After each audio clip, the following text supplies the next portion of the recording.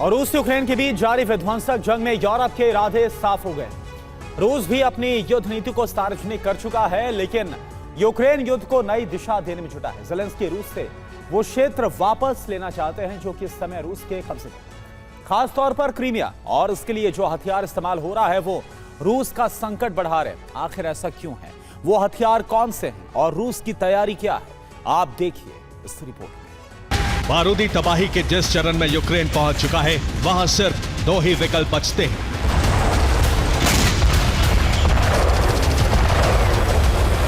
अपने क्षेत्र की हमलों से सुरक्षा और रूस के नियंत्रण वाले ज्यादा से ज्यादा जमीनी हिस्से को वापस लेने के लिए जंग।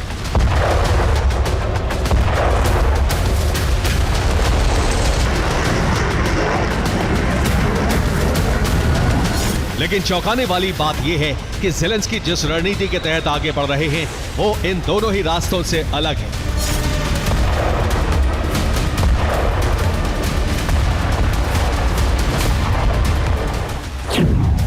युद्ध में उन्नत हथियार, मकसद रूस की हार।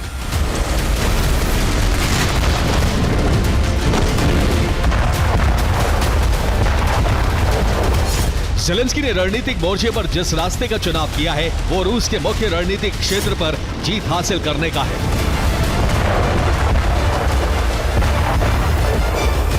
और ये रास्ता गुजरता है समंदर से।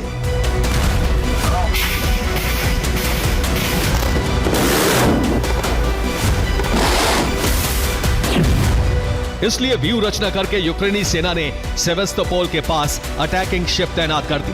ओडेसा से क्रीमिया की दिशा में लगातार यूक्रेनी सी ड्रोन आवाजाही कर रहे हैं। यूक्रेन के इन सी ड्रोन्स के टारगेट पर काला सागर में तैनात रूस के युद्धपोत हैं। इनमें से कुछ युद्धपोत यूक्रेन अब तक सी ड्रोन के जरिए तबाह भी कर चुका है। वहीं यूक्रेनी सी ड्रोन ने समंदर में माइन बिछाने का काम भी शुरू कर दिया है। और ये इसलिए किया गया है ताकि क्रीमिया पर जब हमले किए जाएं तो रूस जवाबी कार्रवाई करने के लायक ही ना बचे और बाकी काम यूक्रेन के ड्रोन और मिसाइल पूरा कर दें।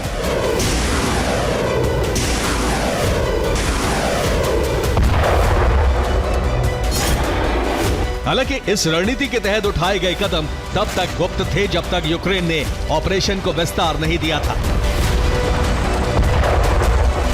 और अब इस ऑपरेशन को विस्तार दिया जा चुका है, जिसका प्रमाण है रूसी रक्षा मंत्रालय की रिपोर्ट, जिसमें दावा किया गया है कि रूस ने काला सागर में 61 यूक्रेनी ड्रोन को नष्ट किया है। इनमें 32 ड्रोन क्रीमिया क्षेत्र में नष्ट किए गए हैं, 13 ड्रोन रोस्टोव क्षेत्र में, 5 ड्रोन ब्रियांस्क में, 2 तुला और 2 ड्रोन मॉस्को क्षेत्र में। इनके अलावा 1 ड्रोन कुर्स्क में नष्ट किया गया है। यानी क्रीमिया भले ही यूक्रेन का मुख्य टारगेट हो, लेकिन सिर्फ क्रीमिया पर हमले से यूक्रेन का उद्देश्य साफ हो जाता।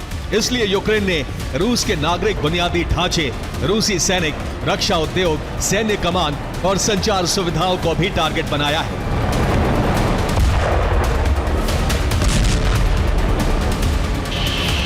और ये दावे से इसलिए कहा जा सकता है क्योंकि यूक्रेन पिछले 1 महीने से हर दूसरे दिन क्रीमिया पर आक्रमण कर रहा है, जबकि रूस के काला सागर रिजॉर्ट सोची को भी मिसाइल से दहला रहा है।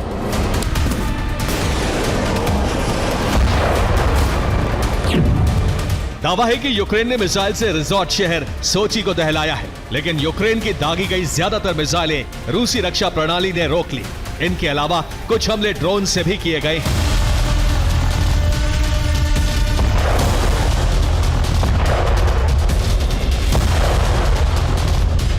अब सवाल यह है कि आखिर यूक्रेन की आक्रामकता से रूस इतना परेशान क्यों है?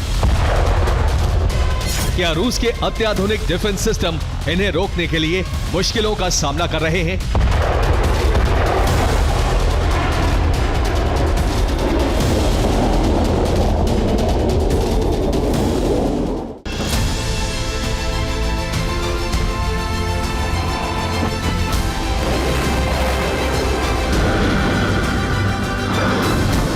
मुमकिन है कि रूस के डिफेंस सिस्टम इस समय यूक्रेनी हमलों को रोकने में कुछ मुश्किलों का सामना कर रहे हो, जिसकी पुष्टि करते हैं सोची पर मिसाइल से हमला और डोनेस्क में हथियार डिपो पर अटैक।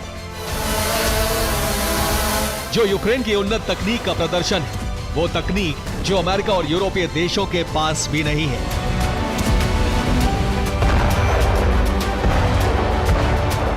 यही तकनीक यूक्रेन की ड्रोन में फिट है, जो एडवांस्ड रडार से बचकर हमले करते हैं। इनके अलावा यूक्रेन को बढ़त दिलाती है फ्लैमिंगो मिसाइल, जिसका इस समय इस्तेमाल हो रहा है। दरअसल ये फ्लैमिंगो मिसाइल सोवियत काल के Tu-141 ड्रोन के बेस पर तैयार की गई है, जिसमें जमीन से लॉन्च होने वाला क्रूज इंजन लगाया गया है, जो बहुत कम ऊंचाई पर उड़ने की वजह से डिफेंस रडार की पकड़ में नहीं आता और इसके 1.15 टन के वॉरहेड तबाही मचाने में कामयाब हो रहे हैं।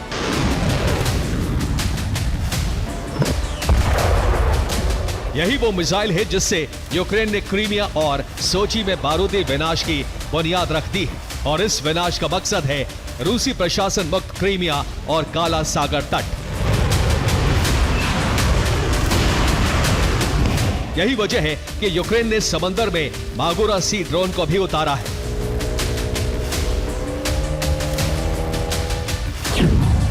ये वो ड्रोन है जो समंदर में 300 किलोग्राम विस्फोटक लेकर चलने में सक्षम है, जिसमें समुद्र की सतह से हवा में मार करने वाली मिसाइलें भी हैं, और इस ड्रोन के जरिए ट्रांसपोर्टिंग के कारण मिसाइल नाकाम करना करीब करीब नामुमकिन है।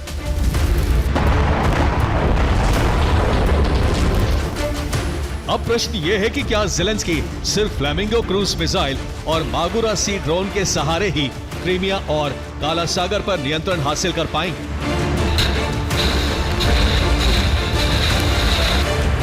जवाब है नहीं। ऐसा क्यों कहा जा सकता है, इसे जानने से पहले इन हथियारों के इस्तेमाल का मकसद जान लीजिए।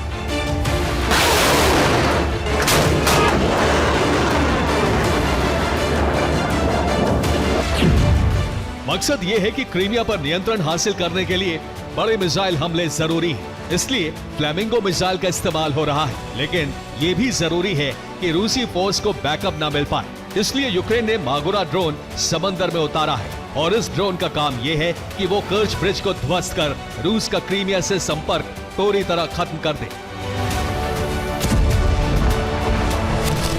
हालांकि ये एक रणनीतिक कदम है, जिसकी जानकारी क्रेमलिन को भी है।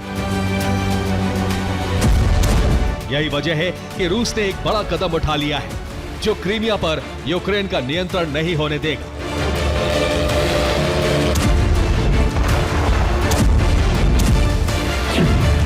कदम यह है कि रूस ने उत्तर कोरिया से मरीन कमांडो बुला लिए हैं। ये वो कमांडो हैं जो क्रीमिया और कर्च ब्रिज की सुरक्षा में लगाए गए हैं, और उत्तर कोरिया के यही मरीन कमांडो अब क्वाडकॉप्टर ड्रोन से यूक्रेनी टारगेट नष्ट कर रहे हैं। यानी पुतिन को यूक्रेन की फ्लैमिंगो मिसाइल और मागोरा ड्रोन ने परेशान तो किया है, लेकिन इस परेशानी का हल भी निकाल लिया है, जो यूक्रेन रूस की जंग को समंदर में विनाशकारी साबित करेगा। Bureau report, TV9 Bharatvarsh.